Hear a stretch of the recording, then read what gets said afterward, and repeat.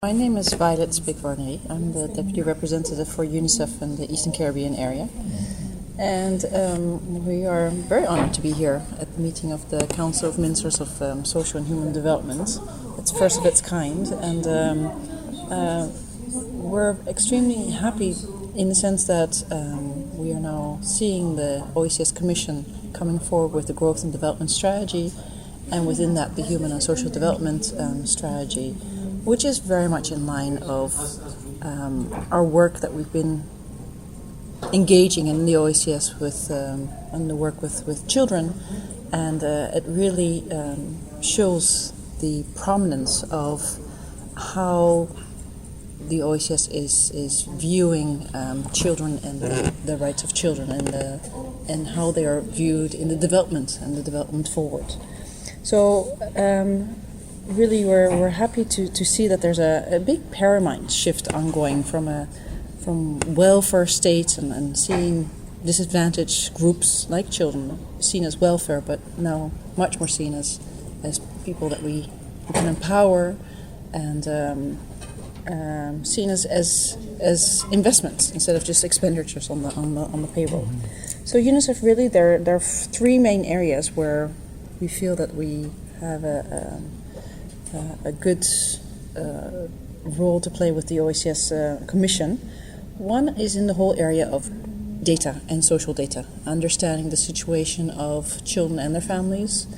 With that, we have been introducing the Multiple Indicator Cluster Survey, which is a survey that looks at children and their families, not just from a monetary perspective, but in a multidimensional way, because we understand that poverty is not just about money. It's about how people are living and how poverty is manifested.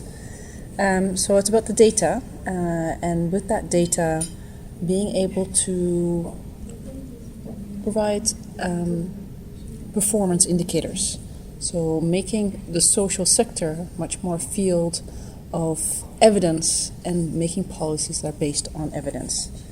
So strengthening evidence systems, which means administrative data systems, which means the survey systems, which means also systems of looking at your budgets and what we're calling social budgeting, and where are budgets going, and are they being used effectively and efficiently? Can they be reallocated? Is there physical space? So it's much more of a scientific way of looking at poverty, and that's definitely where we see our niche, and especially if you look at the evidence that's out there that the majority of the income poor are children. This is a big effort of ours and a key priority. In that same vein, when we're talking about who are the poor and the majority being children, we're very much engaged in the social protection reform processes that are ongoing in the OECS Secretariat, which we are very happy we see happening, because we've started this process about 9 years ago with the OECS Secretariat, with the World Bank, with UN Women on social safety net assessments, and they have now actually evolved into a regional reform in all these countries. So we're extremely happy with that, and also extremely happy to see that this is taking on and looking at risk and vulnerabilities from a life cycle approach. So really looking at from zero to the elderly, and what are their different vulnerabilities and risks, and therefore also very much child and gender specific. And there again, it's about putting the policies in place, but then also following through. How do we implement that? And that's where it comes to really making an impact and a change in the lives of children. We know that the current social safety net assessments, in majority of cases, only 10% of those children that need it are actually receiving it.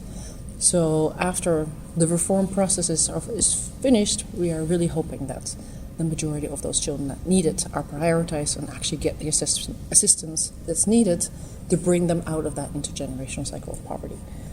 And then the other major thrust that we're working on is on child abuse and child violence that we're still seeing in the region. And I think the initiatives that we've been taking on about breaking the silence has really taken on by the OECS member states. And we are seeing more cases. And that doesn't mean that there might be more cases, but there's much more reporting because of this breaking the silence. and so the issues like child sexual abuse. When we're saying breaking the silence, it's one thing about advocating and understanding what's going on and that people report, but then when it's reported, that there are also systems in place to be able to respond appropriately. So that's a two-pronged initiative that we're working on with the countries and with the OECS as well. And then the other one is working alongside with the USAID and UNICEF and the OECS Secretariat on juvenile justice, understanding that, yes, there is an increase in crime, but these are young kids who, in many cases, just need extra care and support and attention.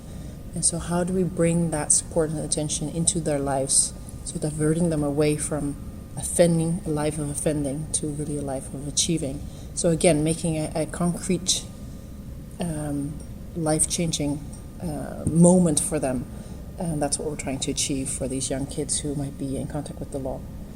At the same time, then lastly, I think we're very much engaged also with the OECS education strategy, which is also reform of the education system, looking at multiple components. And there, making sure that the curriculum, the schooling is appropriate for all children, making it inclusive. At the moment, we are realizing that there are more boys being left behind than girls. So how do we make sure that the curriculum, the system, the environment is appropriate for all the children, also those who are disabled, for example, or have some sort of learning disabilities? And of course, with that, you need a system of teachers that are well trained, that know how to deal with these kind of different learning needs that's child-centered. And also with that comes the need for data. So administrative data systems in the education sector is also something that we're very clearly working on. And again, there, we're trying to make sure that all children are educated, that they have life skills that go beyond just educational skills, but skills that bring them into society as well-formed individuals that can help with the whole thrust of growth, equity, social justice, and equality moving forward.